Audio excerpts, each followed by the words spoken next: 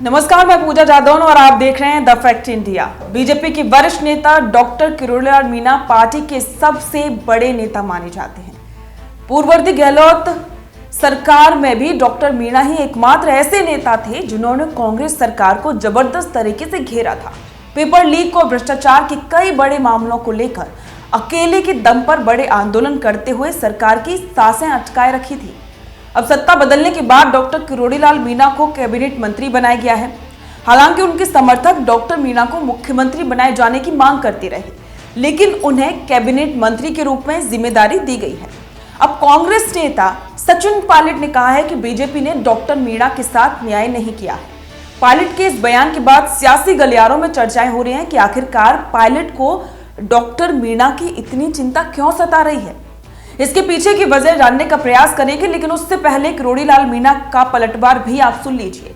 हमारी सहयोगी नेहा जोशी ने किरोड़ीलाल मीणा से खास बातचीत की, जिसमें मंत्री मीणा ने पायलट को करारा जवाब देते हुए क्या कुछ कहा, वो आप सुन लीजिए। सचिन पायलट जी का भी बयान अगर आपने सुना हो तो जब पत्रकार उनसे पूछते हैं तो उनका कहना होता है कि किरोड़ीलाल मीणा को सही विभाग उनको नहीं दिया है। जितना संघर्ष था, संघर्ष का परिणाम उनको सही से नहीं मिला है। तो सहानुभूति सचिन पायलट जी भी आपके लिए जता देते हैं। और जब आप संघर्ष कर रहे थे, जब विपक्ष में तब भाजपा थी, तो आप भी ये कहते हुए नजर आते थे कि पूर्वी राजस्थान की जनता ने ये विश्वास किया था कांग्रेस पर कि सचिन पायलट को मुख्यमंत्री बनाएंगे। तो ये सहानुभूति है वो आपके लिए जताई है सचिन पायलट ने। देखो, वो भी किसान पुत्र थे राजेश पायलट, उनके बेटे हैं और मैं भी किसान का बेटा हूँ। तो वो कोई पायलट साहब के लिए मैंने कहा, वो ये वास्तविकता थी कि 28 सीटों में से मात्र 1 सीट बीजेपी की आई। लोग ये सोचते थे कि वो मुख्यमंत्री बनेंगे, लेकिन नहीं बनाया।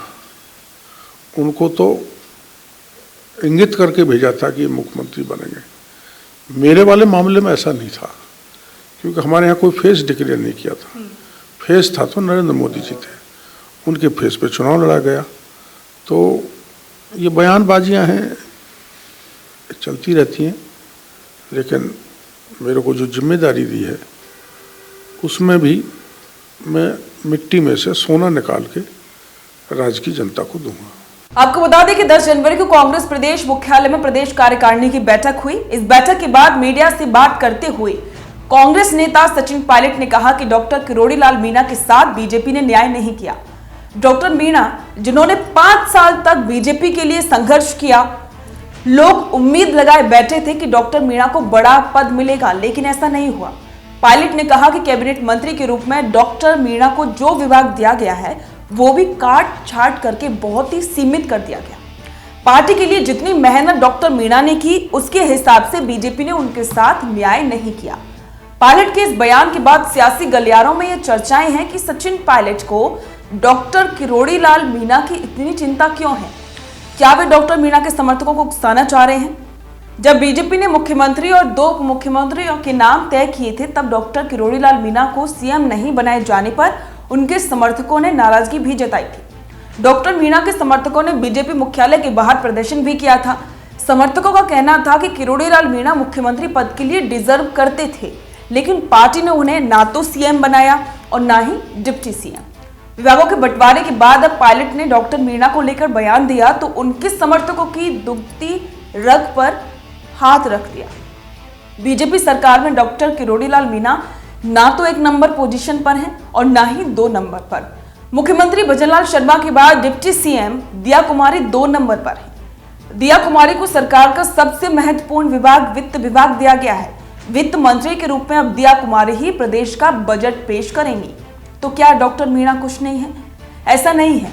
भले ही डॉक्टर मीणा भजनलाल सरकार में 2 नंबर पोजीशन पर नहीं है, लेकिन कृषि मंत्री बनाकर उन्हें बड़ी जिम्मेदारी दी गई है।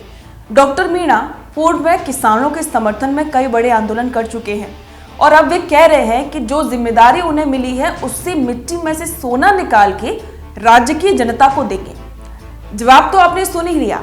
अब आपके इस पर विचार हमें कमेंट करके जरूर बताएं। बने रहें द फैक्ट इंडिया के साथ।